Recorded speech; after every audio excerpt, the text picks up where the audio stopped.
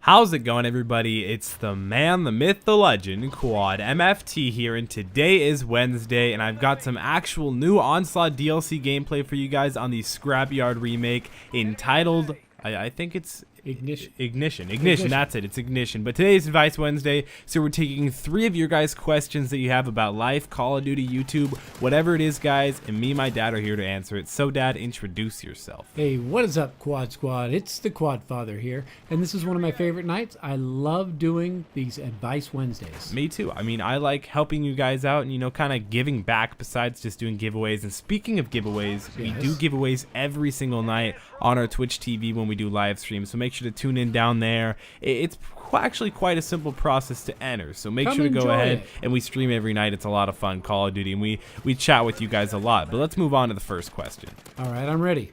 Are you sure? Are you sure about this? I'm braced. All right, here we go. Hey Quad and hey Quad Father, I love watching your videos, love your streams, and have been watching for about a whole year. Well, this guy's quite a loyal fan. See, now I like this girl in my school, and I really don't know what to do to make her to like me or get her attention.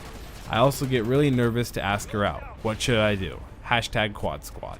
Well, Jason, you know what? A lot of guys have that problem. Jason? Yeah, I just named him Jason. I figured he needed a name. Okay. Okay, so Jason. A lot of guys do have the problem. I still feel awkward when I'm talking to a girl who I think's attractive, and I don't know if she likes me or whatever. Yeah. So I always come up with something that I'm actually curious about. I want to talk about her because probably her favorite topic is her. Oh, easily. I noticed that today in PE. People like talking about themselves. I can ask a question and they'll go on for 2 minutes about it. And it makes them, I don't know, kind of like me a little bit more. Maybe. Yeah, well, you know what? Maybe help, at least. One of the first things I look for is someone who likes me. Yeah, I mean, that's got to be a requirement. Right. So if you get them talking about themselves, it takes the pressure off you. It gives you something to talk about, something to respond to. You can even have some fun with it, have a laugh. Mm-hmm. And I think as soon as you get the laugh going, then you release the tension and you start to enjoy yourself. So that's one of the small things. Also, I think if you're paying attention to what she's saying, you can show interest in what's going on. And anybody who's interested in me, I like.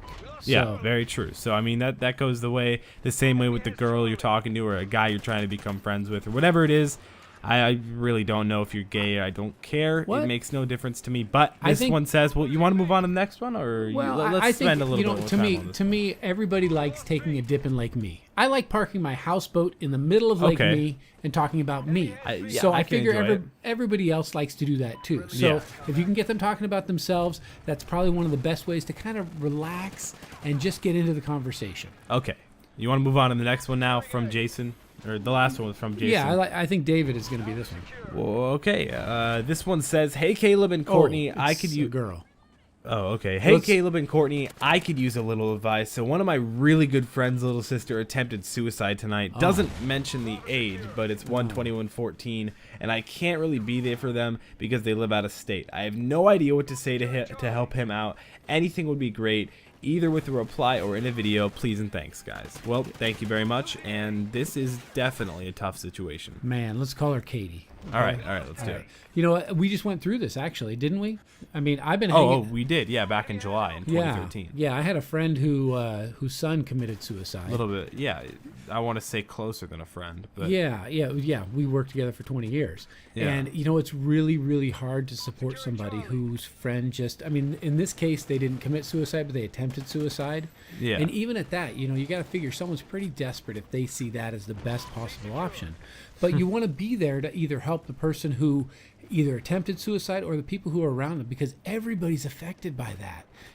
Yeah, it's not just the one person who tried to commit suicide. It's also the parents, the cousins, the friends, the school, the city, if anything. Yeah, everybody feels a little bit guilty because nobody wants somebody to feel so desperate they feel like that's the only option they have. And the thing that I noticed is that right away, everybody's around. Everybody comes around, tries to support, tries to let them know that they care about them. And they try to care for him. But you know It what? kind of rushes it too fast too. Well, yeah, because people, first of all, a lot of times people don't want that attention.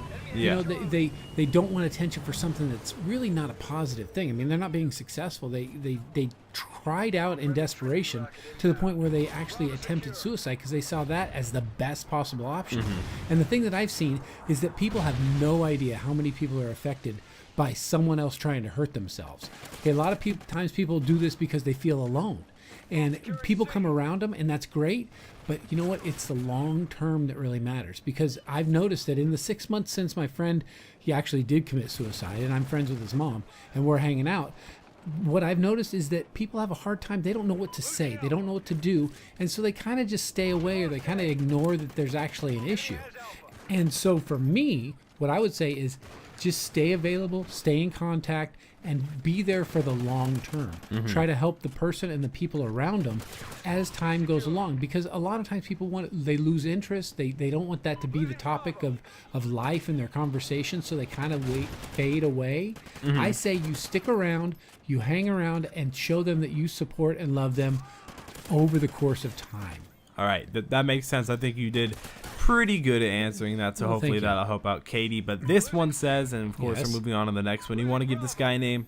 Yes, this is Richard. All right, Richard, aka Dick. It's Hi Quads. In short, I have a question about a coworker. We've worked together for 4 years ago, and about 2 years ago, we told him that we picked his nose without looking, and his nickname him Digger. We saw him picking his nose without thinking, nicknamed him Digger, but then we told him about it and he stopped. But now 2 years later he started again. My question is, how do I tell Digger that he started picking his nose again and it's grossing everybody out? I don't know how to say it without hurting his feelings, but I need to do something. I love your videos, and any advice you can give me would be helpful. So I guess this is not necessarily as serious as the last question. Well, or not necessarily not serious. This guy could be so serious we wouldn't even know. I mean, it's in a letter. So you know what I had to do, and I don't even know that you know this. One time, because I'm kind of in a supervisor role at my work. One time I had to tell this gal that she stunk. Really? It just every time everybody would get near her, she just smelled. And I was put in the unfortunate position of telling her that, oh, by the way, everybody thinks you stink.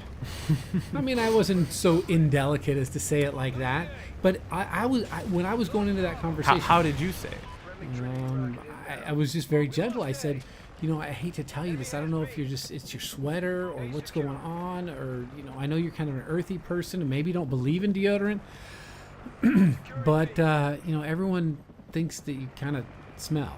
And what was her response? Oh, she was mortified.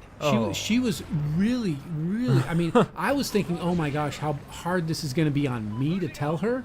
But what I didn't think about was how it would affect her. I mean, think about it. If someone told you stunk on a consistent basis so bad that you had to sit down with your boss and they had to tell you that you stunk, man, how would you feel? So I think it's kind of a similar situation. Not very good.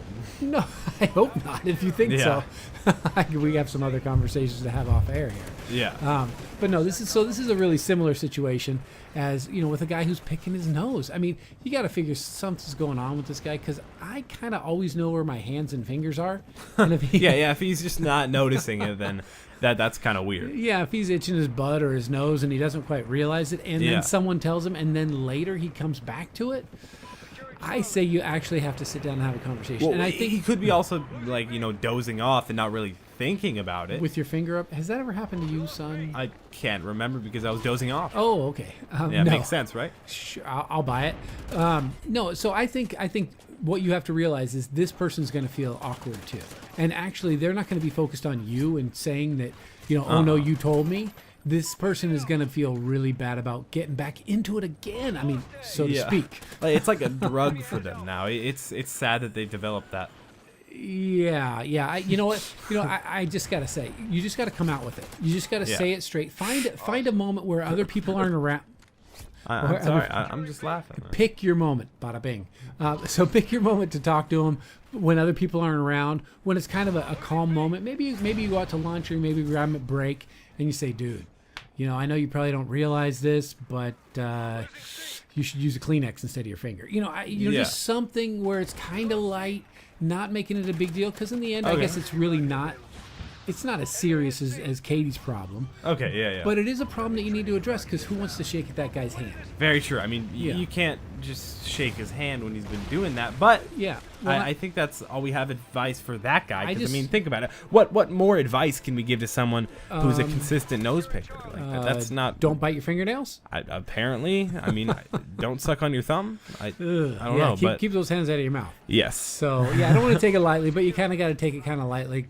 But you still have to bring it up. So yeah, that's my advice. All right, I think you gave some pretty good advice. I think we gave some pretty good advice. For that advice, would you guys mind? Oh yeah, would you guys mind leaving a like on this video? I will.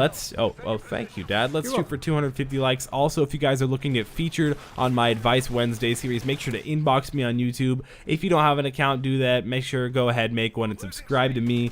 Go ahead, like and favorite all my videos. Go through and do it. I dare you. I bet you can't. But I hope you guys again enjoyed it. It's been Quad MFT, and come and hang out with us on Twitch. Oh yeah, again, we said earlier we're going to be live streaming tonight and every other night for like the next 16 years. So hope y'all enjoyed it. By then I'll be actually 31 years older if it goes to March. And living at home? Oh no. Oh yeah, I'm 14, so I was just kind of assuming because the months. But hope you guys enjoyed this video. It's been Quad MFT for the 3rd time, and I'll be seeing you guys in the next video and on the live stream tonight. And I'll see you in the Booger Eaters Club.